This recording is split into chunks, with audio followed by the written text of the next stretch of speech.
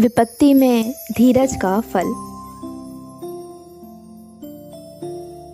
प्राचीन काल में एक बड़ा प्रतापी राजा था।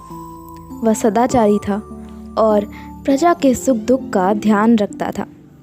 उसके राज्य में ऊंच नीच या अमीर गरीब का भेद नहीं था। रानी भी पतिव्रता और सुंदर थी। उसके 2 पुत्र थे, दोनों ही प्रतिभाशाली और बुद्धिमान थे। राजा सत्य, अहिंसा और प्रेम में विश्वास रखता था। वह जब पूजा करता तो समाधि की दशा में पहुंच जाता था। एक दिन विचित्र बात हुई। राजा जब पूजा करते समय ध्यानावस्था में था तो उसने कुछ शब्द सुने। राजा को लगा कि जैसे कोई कान में कह रहा है, राजन, मैं अभी आ जाऊं या बाद में आऊं? राजा ने हैरान होकर आंखें खोल दी। वहाँ कोई भी नहीं था। राजा सोचने लगा, ये कौन है जो मुझसे आने की आज्ञा चाहता है? बहुत सोचने पर भी राजा कुछ तय नहीं कर पाया। राजा हैरान और परेशान था। उसने महामंत्री और राज ज्योतिषी को बुलाकर सारी बात बताई। राजा ने पूछा कि आवाज़ का रहस्य क्या है। महामंत्री कुछ नहीं बता पाया। वह राज ज्योतिषी की ओर देखने लगा। राज ज्योतिषी ने विचार किया। कुछ देर तक मौन छाया रहा। फिर राज ज्योतिषी ने राजा से पूछा, महाराज, जो आवाज़ आप सुनते हैं वह पुरुष की है या स्त्री की? जो आवाज़ मैं सुनता हूँ वह तो स्त्री की ही है। पूरे विश्वास के साथ राजा ने राज ज्योतिषी को बताया। राजा का उत्तर सुनकर राज ज्योतिषी गंभीर होकर सोचने लगा। विचार करके वह बोला, राजन, पूजा के समय आपत्ति आकर आपसे पूछती है कि मैं अभी आ जाऊं या बाद में आऊं। क्या कहा? आपत्ति पूछती है कि अभी आऊं या बाद में आऊं? हैरान होकर राजा और महामंत्री ने एक साथ पूछा। हाँ राजन, आपत्ति ही आपसे बार बार आने के लिए पूछती है, क्योंकि सदाचारी और धर्मात्मा मनुष्य के पास तो आपत्ति सदा कहकर ही आती है, राज ज्योतिषी ने बताया। राजा कुछ देर आश्चर्य में डूबा रहा। कुछ देर बाद राजा ने राज ज्योतिषी से पूछा, यदि आपकी बात सच है कि आपत्ति ही मुझसे आने के लिए पूछती है, तो यह भी बताइए कि मैं उसे क्या उत्तर दूं? राज ज्योतिषी ने बड़े शांत भाव से कहा, राजन, विद्वानों का तो यही कहना है कि आपत्ति अगर युवावस्था में ही आ जाए तो अच्छा रहता है। आदमी उसे सरलता से सह लेता है। यदि बुढ़ापे में आपत्ति आती है तो मृत्यु के समान कष्ट देती है। इसलिए महाराज, मेरी सलाह तो यही है कि आप निडर होकर आपत्ति से कह दें, अभी इसी समय आ जाओ। यही ठीक होगा राजन। राजा ने महामंत्री और राज ज्योतिषी को विदा कर दिया। अगले दिन राजा निश्चिंत भाव से पूजा करने बैठ गया। वही आवाज़ राजा के कानों में गूंजने लगी, राजन, मैं अभी आ जाऊं या बाद में आऊं? राजा तो पूरी तरह तैयार था। बेहिचक निडर होकर राजा ने कहा, तुम अभी आ जाओ, बाद में नहीं आना। राजा के मुंह से यह शब्द निकलते ही वह आवाज़ आनी बंद हो गई। राजा ने शांत मन से पूजा पूरा किया। उसके मन में कोई भय नहीं था। अगले ही दिन आपत्ति आ गई।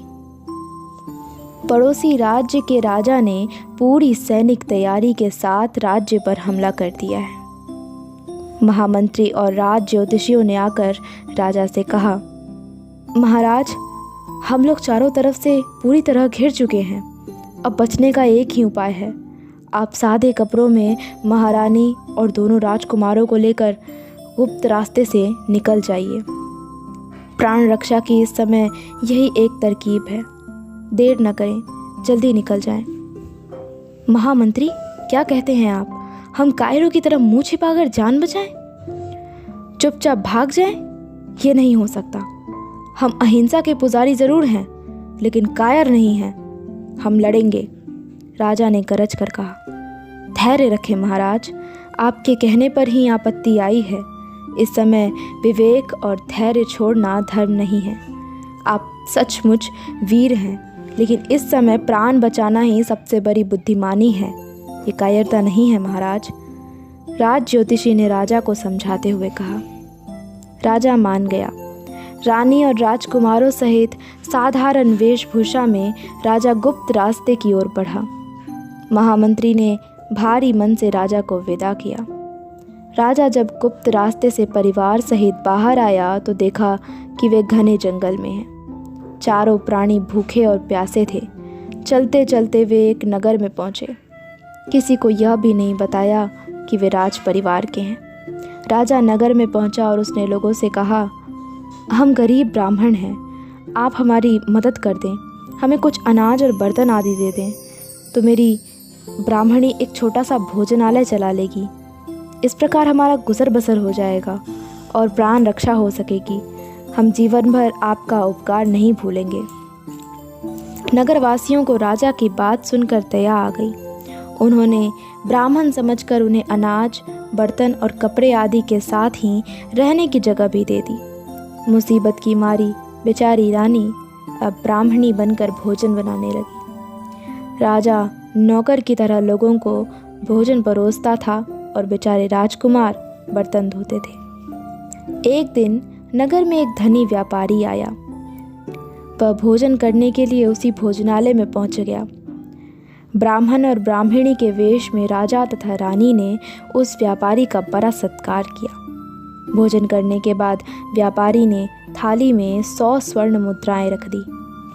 ब्राह्मण वेश में राजा ने कहा, श्रीमान, भोजन का मूल्य केवल 1 मुद्रा है, कृपया आप शेष धन उठा लें। हम दान या भीख स्वीकार नहीं करते, क्षमा करें। ब्राह्मण की बात सुनकर व्यापारी कहने लगा, आप चिंता न करें, मैं तो इस नगर में अभी काफ़ी दिनों तक रहूँगा। भोजन मैं रोज़ यहीं करा करूँगा, इसी कारण मैं मूल्य पहले दे रहा हूँ। मुझे आपका भोजन बहुत पसंद आया है। राजा और रानी व्यापारी की बात सुनकर संतुष्ट हो गए। व्यापारी पास ही नदी के किनारे खड़ी अपनी नौका पर लौट गया। असल बात कुछ और ही थी। व्यापारी ब्राह्मणी के रूप में रानी को देखकर उसके रूप और सुंदरता पर मोहित हो गया था। वह ब्राह्मणी को अपने नगर ले जाकर उससे विवाह करना चाहता था। 100 स्वर्ण मुद्राएं देना उसकी चाल थी। इस प्रकार व्यापारी उनका विश्वास जीतना चाहता था। हुआ भी यही। राजा और रानी ने व्यापारी को भला आदमी समझ लिया। व्यापारी की चाल सफल रही। व्यापारी के जाने पर राजा ने खुश होकर रानी से कहा, लगता है आपत्ति के दिन कम होने लगे हैं। देखो ना, एक साथ 100 स्वर्ण मुद्राएं मिल गई हैं। अब हम कोई नौकर रख लेंगे, राजकुमारों को पाठशाला भेजकर पढ़ाएंगे। रानी भी आज खुश थी, लेकिन आपत्ति का आना भी शुरू ही हुआ था। दूसरे दिन व्यापारी निश्चित समय पर आया। राजा और रानी उससे प्रभावित हो ही चुके थे। दोनों ने उसका स्वागत किया। चालाक व्यापारी समझ गया कि उसकी चाल सफल हो गई है। भोजन कर लेने के बाद व्यापारी कुछ देर सोचता रहा। उसे देख ब्राह्मण के वेश में राजा ने पूछा, क्यों श्रीमान, क्या भोजन ठीक नहीं बना है? नहीं नहीं भाई, भोजन तो बहुत स्वादिष्ट बना है। मैं तो दूसरी ही चिंता में पड़ा हूँ। सोच रहा हूँ कि कल मेरे भोजन का क्या होगा। लगता है कल मुझे भूखा ही रहना पड़ेगा। कुछ चिंता के स्वर में व्यापारी ने कहा, ऐसा क्यों होगा श्रीमान? भला आप भूखा क्यों रहेंगे? भोजन तो हम समय पर ही तैयार कर लेते हैं। राजा ने सहज भाव से कहा, बात यह है कि मैं कई वर्षों से व्रत करता आ रहा हूँ। कल भी मेरा वही व्रत है। इस व्रत में पूजा के बाद मैं किसी सौभाग्यवती स्त्री के हाथ से ही भोजन ग्रहण करता हूँ। घर पर तो मेरी पत्नी भोजन कराती है। इस बार यह कैसे संभव होगा? व्यापारी ने निराश होकर राजा और रानी की ओर देखा। राजा और रानी कुछ देर सोचते रहे। फिर राजा ने प्रसन्न होकर कहा, आप चिंता न करें श्रीमान, आपका व्रत पूरा होगा। मेरी पत्नी आपको पूजा के बाद भोजन करा देगी, यह तो हमारा धर्म है। व्यापारी खुश होकर बोला, मैं आप दोनों का आभारी हूँ, आपने मेरी चिंता दूर कर दी। अब मेरा व्रत नियम पूर्वक पूरा हो सकेगा। कृपया अपनी पत्नी को दोपहर से पहले ही भोजन लेकर मेरी नौका पर भेज दें, मैं आपका एहसान मानूंगा। राजा ने खुशी खुशी व्यापारी का अनुरोध मान लिया। व्यापारी की चाल सफल हो गई, वह खुश था। दूसरे दिन सुबह होते ही रानी नहाकर भोजन तैयार करने में लग गई। दोपहर से पहले ही शुद्ध भोजन लेकर ब्राह्मणी के वेश में रानी व्यापारी की नौका की ओर चल दी। राजा भोजनालय की देखरेख के लिए वहीं रुक गया। रानी व्यापारी की नौका पर पहुंच गई। उसके नौकरों ने रानी को आदर सहित नौका पर बने एक सुंदर कमरे में पहुंचा दिया। उसे बताया कि व्यापारी पूजा समाप्त करके आने ही वाला है। रानी निश्चिंत मन से बैठ गई। उधर व्यापारी ने नौकरों को आदेश दे ही रखा था कि रानी के नौका पर आते ही उन्होंने नौका चला दी। रानी तो कमरे में बैठी थी, इसलिए उसे कुछ भी पता नहीं चला। नाव धीरे धीरे चलती जा रही थी। व्यापारी पूजा से निपट कर आया तो ब्राह्मणी के रूप में आई रानी ने उसे आदर के साथ भोजन कराया। भोजन कराने के बाद रानी ने घर जाने की आज्ञा मांगी। व्यापारी ने हंसकर कहा, अब भला तुम कहाँ जाओगी, बताओ तो सही। उस गरीब ब्राह्मण के पास तुम्हारे लिए है ही क्या? भोली ब्राह्मणी, हम तो उस नगर से बहुत दूर आ गए हैं। मैं तुम्हें अपनी पत्नी बनाना चाहता हूँ। तुम जैसी सुंदर स्त्री का स्थान मेरा घर ही है। मेरा सभी कुछ तुम्हारा है। रानी तो भौचक्का रह गई। वह दौड़ कर कमरे से बाहर आई। सचमुच उसने देखा कि नौका तो जल के बीच में है। वह समझ गई कि व्यापारी ने धोखा दिया है। रानी ने मन ही मन सोचा कि आपत्ति विकराल रूप में आई है, इसे धीरज रहकर ही सहना होगा। रानी ने हिम्मत नहीं खोई। वह कमरे में लौटी और दृढ़ स्वर में बोली, आप मुझे धोखे से बुला कर ले आए हैं। मैं पतिव्रता हूँ। आप अगर मुझसे मेरी इच्छा के विरुद्ध विवाह करने की कोशिश करेंगे तो मैं प्राण दे दूँगी। आप एक वादा करें तो मैं मरूंगी नहीं। आप 1 साल प्रतीक्षा करें, तब तक मैं अपने पति की राह देखूंगी। यदि मेरे पति नहीं आ सके तो मैं आपसे विवाह कर लूँगी। मुझे तुम्हारी शर्त मंजूर है, मैं प्रतीक्षा करूँगा। खुश होकर व्यापारी ने कहा। वह सोच रहा था कि साल भर में इसका पति भला कैसे मिलेगा। उसे लगा कि ज़बरदस्ती करने से यह स्त्री प्राण दे देगी। वह 1 साल तक प्रतीक्षा करने के लिए तैयार हो गया। रानी को 1 साल का समय तो मिल ही गया। उधर राजा ने बहुत देर तक रानी का इंतज़ार किया। जब वह नहीं लौटी तो राजा नदी पर पहुंचा। वहां देखा कि नौका कहीं नहीं है। आसपास काम करने वालों से उसने पूछा। लोगों ने बताया कि एक स्त्री के नौका पर चढ़ते ही नौका चल पड़ी थी। लोगों ने कहा कि शायद वह स्त्री व्यापारी से मिली हुई थी। राजा ने यह सब सुना तो उसका दिल फूट पड़ा। उसे लगा कि आपत्ति का उस पर कड़ा प्रहार हुआ है। वह वापस लौटा और उसी रात राजकुमारों को लेकर उस नगर से चल दिया। अगले दिन वे एक घने जंगल में पहुंच गया। राजकुमारों को भूख लग रही थी। राजा कहीं बस्ती की तलाश में था। चलते चलते वे एक नदी के किनारे आ गए। नदी के दूसरी ओर कोई नगर था। नदी में पानी ज़्यादा था। राजकुमारों को तैरना नहीं आता था। राजा ने बड़े बेटे से कहा, बेटा इंद्र, तुम इधर खड़े रहो, मैं अभी विजय को दूसरे किनारे छोड़कर तुम्हें लेने आता हूँ। राजकुमार इंद्र ने कहा, पिताजी मुझे तो डर लगता है।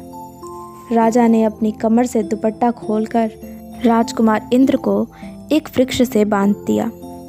फिर विजय को पीठ पर चढ़ाकर नदी पार करने के लिए जल में उतर गया। दूसरे किनारे पहुंचकर उसने अपनी पगड़ी से राजकुमार विजय को पेड़ से बांध दिया। तब राजकुमार इंद्र को लाने के लिए वह पुनः नदी में कूद पड़ा। तैरते तैरते जब राजा बीच धार में पहुंचा तो एक बहुत बड़ा मगरमच्छ उसे खाने को लपका। राजा जान बचाने के लिए तेज़ी से नदी के प्रवाह की तरफ तैरने लगा। वह जितनी तेज़ी से आगे बढ़ता था, मगरमच्छ उतनी ही तेज़ी से पीछे आता था। आखिरकार निढाल हुए राजा को मगरमच्छ निगल गया। राजा को निगलकर मगरमच्छ नदी किनारे रेत पर आकर लौटने लगा ताकि शिकार पेट में दम तोड़ दे। पास ही कुछ धोबियों ने यह सब देखा। वे लाठियों और भालों से मगरमच्छ पर टूट पड़े। उन्होंने इतना पीटा कि विशालकाय मगरमच्छ ने घबराकर राजा को उगल दिया।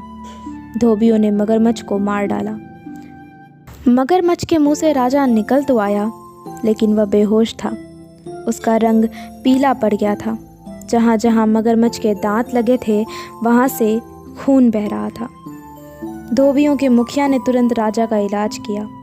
बड़ी मेहनत के बाद राजा को मौत के मुंह से निकालकर वे अपनी बस्ती में ले आए। उधर जब राजा नदी के दूसरी ओर नहीं पहुंचा, तो पेड़ से बंधा राजकुमार इंद्र घबराकर रोने लगा।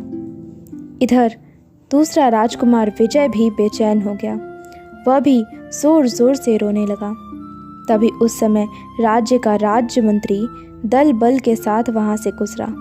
उसने किसी बालक के रोने की आवाज़ सुनी तो नदी की तरफ गया। वहाँ छोटा राजकुमार विजय पेड़ से बंधा रो रहा था। मंत्री ने उसे खोला और सारी बात पूछी। विजय ने रोते हुए अपने पिता को मगरमच्छ द्वारा खा जाने की और दूसरी तरफ भाई इंद्र के होने की बात बता दी। राजमंत्री ने तुरंत सैनिकों को नदी पार जाकर इंद्र को लाने का आदेश दिया। सैनिक इंद्र को ले आए। मंत्री दोनों राजकुमारों को अपने घर ले आया। मंत्री के यहाँ कोई संतान नहीं थी। उसकी पत्नी ने जब सुंदर राजकुमारों को देखा तो वो बहुत खुश हुई। उन्होंने राजकुमारों को बेटों की तरह रख लिया। आपत्ति अब अपने पूरे वेग पर थी। उसने राजा का सभी कुछ छीन लिया था। धोबियों की बस्ती में घायल राजा धीरे धीरे ठीक होने लगा। एक दिन मुखिया ने उससे पूछा, भाई तुम कौन हो?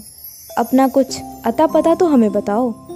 राजा ने उदास होकर कहा, मैं आपत्ति के जाल में उलझा हुआ एक अभागा इंसान हूँ। मेरा सब कुछ लुट चुका है।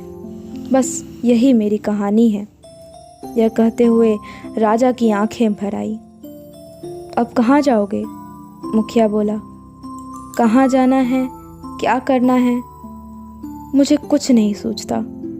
मुझे यही रहने दे। मैं भी कपड़े धो लिया करूँगा। आपत्ति में फंसे राजा ने अपना असली परिचय नहीं बताया। मुखिया को दया आ गई। उसने कहा, भाई तुम खुशी से यहाँ रह सकते हो। हम तुम्हारी पूरी मदद करेंगे।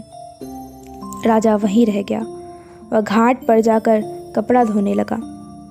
इसी बीच व्यापारी भी रानी को लेकर उसी राज्य में आ पहुंचा। ब्राह्मणी के वेश में रानी उस व्यापारी के जाल में फंसी हुई थी। वह हर समय पूरी चौकसी रखता था। रानी बेचारी किसी प्रकार दिन तो काट रही थी, लेकिन उसकी चिंता बढ़ने लगी थी। 1 साल पूरे होने में अब केवल 1 महीना ही बाकी रह गया था। व्यापारी की कैद में बेचारी रानी अपने पति और बेटों को याद करके रोती रहती। करती भी क्या, आपत्ति के सामने वह मजबूर थी। व्यापारी ने वहीं डेरा डाल दिया। दूसरी ओर दोनों राजकुमार उस राजमंत्री के घर में सुख से पलने लगे। उन्हें अब पाठशाला में भेजकर राजमंत्री अस्त्र शस्त्र की विद्या सिखलाने लगा।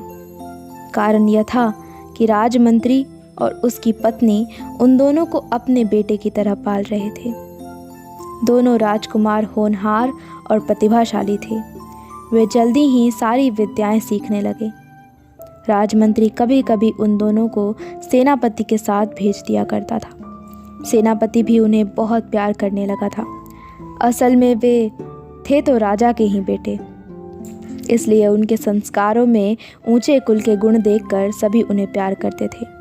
उस राज्य का राजा किसी घातक रोग का शिकार था। दूर दूर से वैद्य बुलाए गए। राजा की बीमारी किसी की भी समझ में नहीं आ रही थी। पूरे राज्य में चिंता फैली हुई थी। सभी राजा के जीवन के लिए भगवान से प्रार्थना कर रहे थे। इसी बीच एक दिन धोबियों के मुखिया ने धोबी बने हुए राजा को बुलाया। मुखिया ने कहा, भाई मैं कुछ बीमार हूँ, क्या तुम नगर से ज़रूरी सामान ला सकते हो? क्यों नहीं, बताइए क्या क्या लाना है? राजा ने उत्तर दिया। धोबियों के मुखिया ने धोबी बने राजा को सामान की पूरी सूची देकर नगर में भेज दिया। राजा नगर में पहुंच गया। दुर्भाग्य से उस राज्य के राजा की मृत्यु उसी दिन हो गई। राज्य में शोक छा गया। नगर की सभी दुकानें भी शोक के कारण बंद कर दी गई। सामान नहीं मिला। धोबी के वेश में रह रहे राजा ने मन में सोचा, क्यों न मैं आज की रात नगर के द्वार के बाहर सोकर ही गुजार दूं। प्रातःकाल होने पर जैसे ही नगर का प्रवेश द्वार खुलेगा, वैसे ही मैं सारा सामान खरीदकर जल्दी अपने गांव लौट जाऊंगा। यह सोचकर राजा नगर द्वार के सामने ही अपनी चादर बिछाकर लेट गया। कुछ खाने का सामान साथ ही लाया था। वही खाकर जब लेटा तो थकान के कारण नींद आ गई। अगली सुबह जब उसकी आंखें खुली तो वह भौंचक्का होकर देखता रह गया। कुछ सैनिक और राजसी वस्त्र पहने हुए कई लोग उसे घेर कर खड़े थे। वह घबरा कर उठ बैठा। उसने एक आदमी से जब पूछा तो वह आदर के साथ बोला, महाराज आपकी जय हो, आप हमारे राजा हैं। मैं आपके इस राज्य का राजमंत्री हूँ। चलिए महाराज, चलकर अपना राज सिंहासन संभालिए। तब राजा ने कहा, क्या कहते हैं आप? आपको गलतफहमी हुई है मंत्री जी। मैं तो गरीब धोबी हूँ, सामान खरीदने आया हूँ। मुझे तो शीघ्र अपने गांव लौटना पड़ेगा। आप धोबी थे, लेकिन क्षमा करें राजन, अब तो आप इस राज्य के राजा हैं। राज्य मंत्री ने सम्मानपूर्वक कहा। अजीब बात है, मैं भला कैसे राजा बना? राजा ने कहा, महाराज कल हमारे राज्य के राजा की मृत्यु हो गई है। उनका कोई पुत्र नहीं है। इस राज्य की यह परंपरा है कि पुत्रहीन राजा की मृत्यु हो जाने पर अगले दिन प्रातः नगर द्वार खुलने पर जो भी पहला आदमी मिले वही राजा होता है। आप ही आज द्वार खुलने पर हमें सबसे पहले मिले हैं। चलिए राजमहल में चलकर राज्य संभालिए। मंत्री ने प्रार्थना की। सब तरफ खुशी दौड़ गई। लोगों ने महाराज की जय हो का गगनभेदी शोर किया। पूरे नगर में लोग नाचने गाने लगे। राजा को पूरे सम्मान के साथ राजमहल लाया गया। राजा को स्नान कराया गया। राजसी वस्त्र पहनकर राजा पूजा करने बैठा। अचानक पूजा करते करते राजा की समाधि लग गई। तभी एक नारी स्वर राजा को सुनाई दिया, राजन, मेरा समय पूरा हो गया, अब मैं आपको छोड़कर जा रही हूँ। राजा चौंक पड़ा, चारों ओर देखने लगा। वहाँ कहीं भी कोई दिखाई नहीं दिया। राजा ने ज़ोर से पूछा, तुम कौन हो? सामने आकर अपना रूप दिखाओ। उत्तर में फिर एक नारी स्वर गूंज पड़ा, राजन, मैं आपत्ति हूँ। मैं आपसे पूछकर ही आई थी, इसलिए अब बताकर ही वापस भी जा रही। मेरा समय पूरा हो गया है राजन, अब आपके सुख का समय आ गया है। मैं विधाता के एक काल चक्र में बंधकर आई थी। मैंने आपके धीरज की परीक्षा ले ली है। राजा पूजा पूरी करके उठा। आज उसका मन बहुत हल्का था। राजा को रानी और दोनों राजकुमारों की याद हो आई। राजा ने सोचा, मेरे सुख के दिन तो आ गए, लेकिन वे तीनों कैसे हैं, कहाँ हैं, पता नहीं। आपत्ति के जाल में फंसकर वे मर गए हैं या अभी जीवित हैं। राजा उदास हो गया। तभी राज प्रहरी आया। राजा की जयकार करके उसने बताया कि आज राज दरबार में राजा प्रजा के बड़े बड़े लोगों से मिलने वाले हैं। राजा तैयार हो गया। जैसे ही राजा राज दरबार में पहुंचा, चारों ओर से जय जयकार की आवाज़ें आने लगी। राजा तो सचमुच ही राजा था। वह तो आपत्ति के जाल में फंसकर पहले ब्राह्मण और फिर धोबी बन गया था। वह राज दरबार की सारी मर्यादाएं जानता ही था। सिंहासन पर बैठते ही उसने बंदियों को मुक्त कराने की आज्ञा दी। राजा का आदेश सुनकर राजमंत्री ने बताया, महाराज, लगभग साल पहले हमने अपने पड़ोसी राज्य पर हमला किया था। वहाँ के महामंत्री और राज ज्योतिषी को हमने बंदी बना लिया था। उन पर आरोप है कि अपने राजा तथा उसके परिवार को गुप्त रूप से बचाकर उन्होंने कहीं भगा दिया था। उनका क्या करें? उन दोनों को पूरे आदर के साथ राज दरबार में लाया जाए। राजा ने आदेश दिया। महामंत्री और राज ज्योतिषी को दरबार में लाया गया। देखते ही उन्होंने अपने राजा को पहचान लिया। राजा ने महामंत्री तथा राज ज्योतिषी को गले से लगा लिया। फिर 1 वर्ष की सारी घटनाएं बताकर रानी तथा राजकुमारों के बिछुड़ने का समाचार बता दिया। राज ज्योतिषी ने हर्ष के स्वर में कहा, राजन, अब आपत्ति लौट चुकी है। आपने धीरज और दृढ़ता से उसका सामना किया। अब सुख का समय आ गया है। आप चिंता न करें, सब ठीक हो जाएगा। उधर व्यापारी को रानी ने 1 वर्ष का समय दिया था। अब केवल 1 दिन बचा था। रानी छटपटा रही थी। वह सोच रही थी, कल प्रातः यह दुष्ट व्यापारी बलपूर्वक मुझे अपनी पत्नी बनाएगा। तब क्या होगा? नहीं नहीं, मैं ऐसा अनर्थ नहीं होने दूंगी। मैं नदी में कूदकर अपनी जान दे दूंगी। दूसरी ओर राजमंत्री के यहाँ बेटों की तरह पल रहे राजकुमार इंद्र और विजय रोज़ की तरह सेनापति के साथ बाहर घूमने निकले।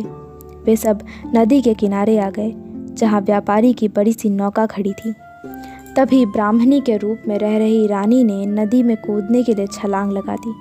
व्यापारी ने तेज़ी से उसे दबोच लिया। रानी को व्यापारी ने पकड़ रखा था। जब रानी ने देखा कि वह व्यापारी के चंगुल में फंस गई है, तो उसने ज़ोर से शोर मचाना शुरू किया। रानी चीख रही थी, छोड़ दे मुझे बदमाश, पापी, नीच, मुझे मर जाने दे। मैं कभी तुझे जैसे पापी से विवाह नहीं करूँगी। छोड़ दे मुझे, छोड़ दे। पास ही राजकुमारों के साथ घूमते हुए वीर सेनापति ने जब रानी के चीखने चिल्लाने की आवाज़ सुनी, तो वह नंगी तलवार लेकर तुरंत नौका पर पहुंच गया। व्यापारी को देखकर सेनापति गरज उठा, स्त्री को तुरंत छोड़ दो, नहीं तो सिर काट कर धरती पर फेंक दूंगा। सेनापति की गरजदार आवाज़ सुनकर व्यापारी के होश उड़ गए। वह हकलाता हुआ बोला, श्रीमान, ये मेरी स्त्री है। झगड़ा करके नदी में कूदना चाहती है, आत्महत्या कर रही है। बड़ी मुश्किल से मैंने पकड़कर बचाया है। तभी रानी चीख कर बोली, ये नीच झूठ बोल रहा है। इस पापी ने मुझे 1 साल से कैद में रखा है। मुझे धोखे से अपहरण करके लाया है। रानी की बात सुनकर सेनापति ने उस व्यापारी को तुरंत बंदी बना लिया। इसी बीच राजकुमार इंद्र और विजय भी सैनिकों सहित नौका पर आ गए। रानी ने उन्हें देखते ही पहचान लिया। दोनों बेटे माँ के गले से लिपट गए। सेनापति आश्चर्य में डूबा खड़ा था। राजकुमार इंद्र और विजय अपनी माँ को लेकर राजमंत्री के यहाँ पहुँचे। बदमाश व्यापारी को कारागार में भेज दिया गया। आपत्ति का जाल कटते ही बेटों को उनकी माँ मिल गई। अभी भी रानी घबरा रही थी, इसलिए रानी ने राजमंत्री को अपनी असली पहचान नहीं दिया और दोनों राजकुमारों को भी मना कर दिया कि वे भी असलियत किसी को ना बताएं। अगले दिन व्यापारी को न्याय के लिए राजा के सामने लाया गया। ब्राह्मणी के रूप में रह रही रानी को भी दरबार में लाया गया। इंद्र और विजय भी माँ के साथ दरबार में आए। राजा ने रानी और दोनों बेटों को पहचान लिया। रानी दौड़कर राजा के चरणों में जा गिरी। उसकी आंखों से आंसुओं की धारा बह रही थी। दोनों राजकुमार भी राजा के गले से लग गए।